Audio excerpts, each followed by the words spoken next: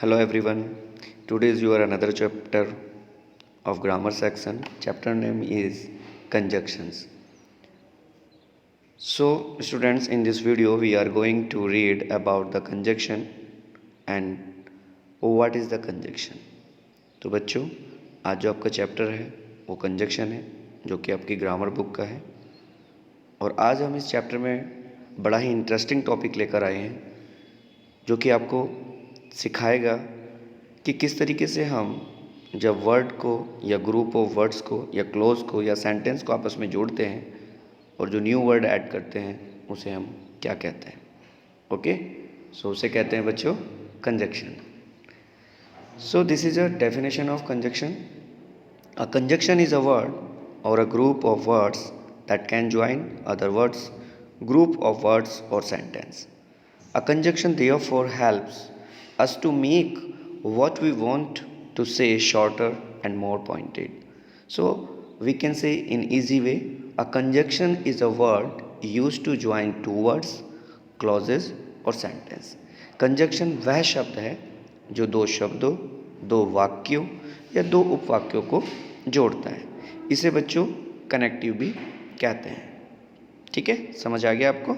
मतलब क्या कि ये क्या करता है, दो शब्दों को, दो वाक्यों को आपस में क्या करते हैं, जोड़ते हैं। याद रखें कि एंड जो कंजक्शन है वो दो शब्दों को आपस में जोड़ता है। जैसे इसमें लिखा भी है, Anjali and Shanti went home.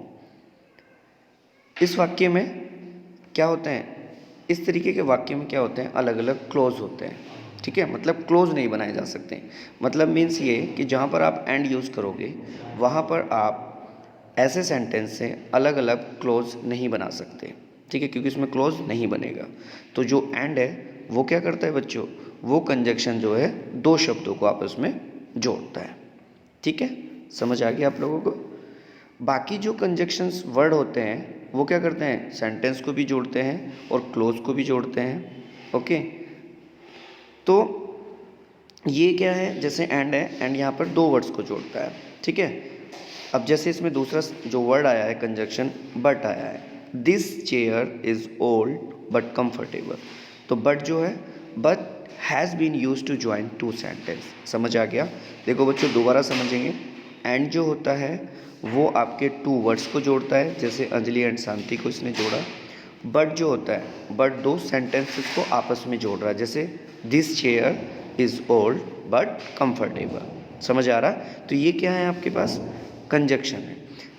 Okay, इस तरीके से आपके क्या होते हैं, कुछ और वर्ड्स होते हैं कंजक्शन में ही। जैसे यहाँ पर too much food made Javed fat Javed fat, lack of exercise made Javed fat. इस तरीके से यहाँ पे क्या है आपके पास जो वर्ड्स हैं, जैसे आप देख सकते हैं, Javed is fat because two reason working together. सबसे पहले टू मच फूड खाने पर और टू मच क्या है, मतलब ऑफ एक्सरसाइज पर।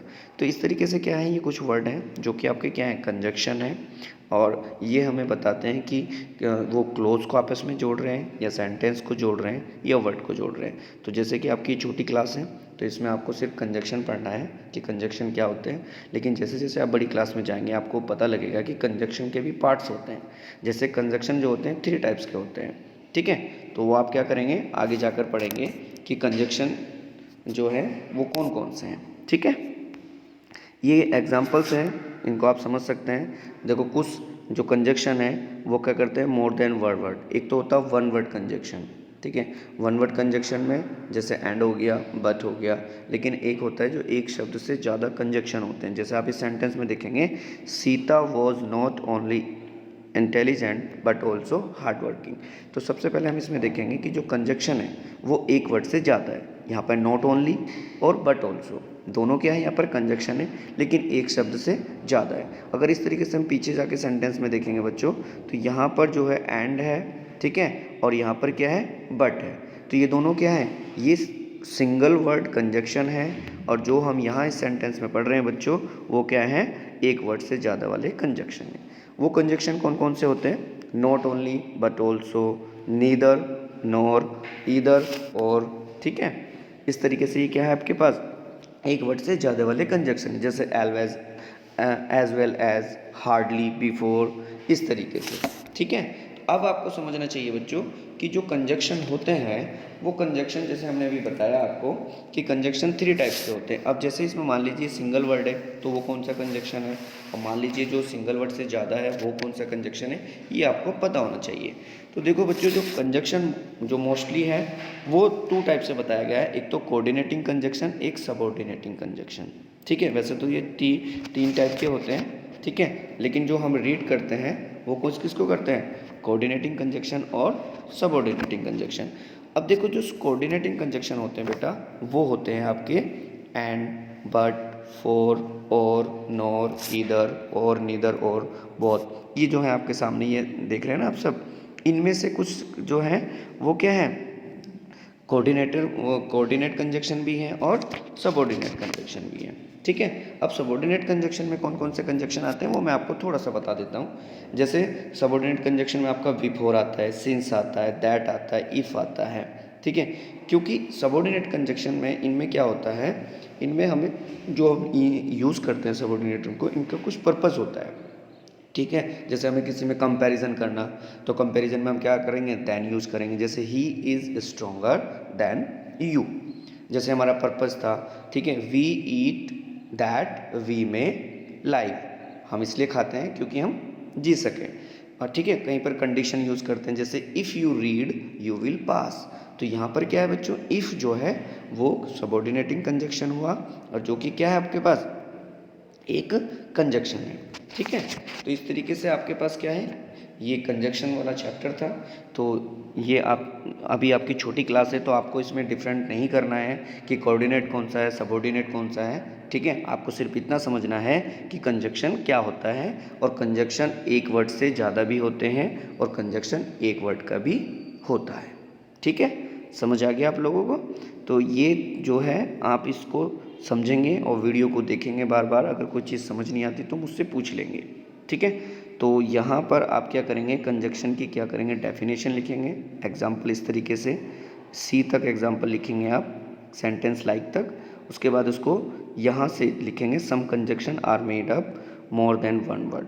इसके भी आप क्या करेंगे, के तक लिख देंगे, जिससे आपको पता लग जाए कि हम लोग कहाँ पर क्या चीज़ यूज़ कर रहे हैं, कौन सा वर्ड यूज़ कर रहे हैं। ठीक है, अब क्या है इसका, देखो आप बच्चों, ये कुछ एक्सरसाइज भी दी है इन्होंने। ठीक है, join which pair of sentence with the conjunction given in bracket. जैसे Arpita was crying full stop she had lost her pen. अब देखो बच्चों, इसमें हमें कंजक्शन यूज़ करना है। अब अर्पिता वॉज क्राइंग एक पूरा सेंटेंस है, she had lost her pen ये भी एक सेंटेंस है। अभी मैंने आपको बताया भी था कि बच्चों हम लोग क्या करते हैं, सेंटेंस में जो कंजक्शन हम लोग यूज़ करते हैं वो सेंटेंस को ज्वाइन करने के लिए, वर्ड को ज्वाइन करने के लिए, ओके, क्लोज को ज्वाइन करने के लिए हम कंजक्शन का यूज़ करते हैं।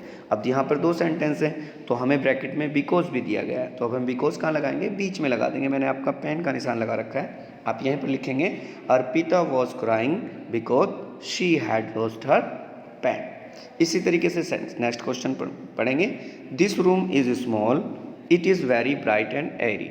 ठीक है, तो यहाँ पर क्या आ जाएगा, बट बीच में आ जाएगा, this room is small but it is very bright and airy.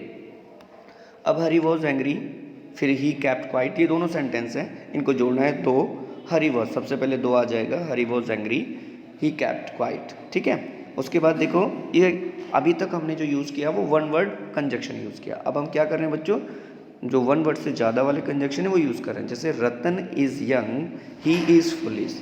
ठीक है, तो यहाँ पर हम लिखेंगे Ratan is not only young but also foolish. तो आप ही इसको क्या कर देंगे, कट कर देंगे।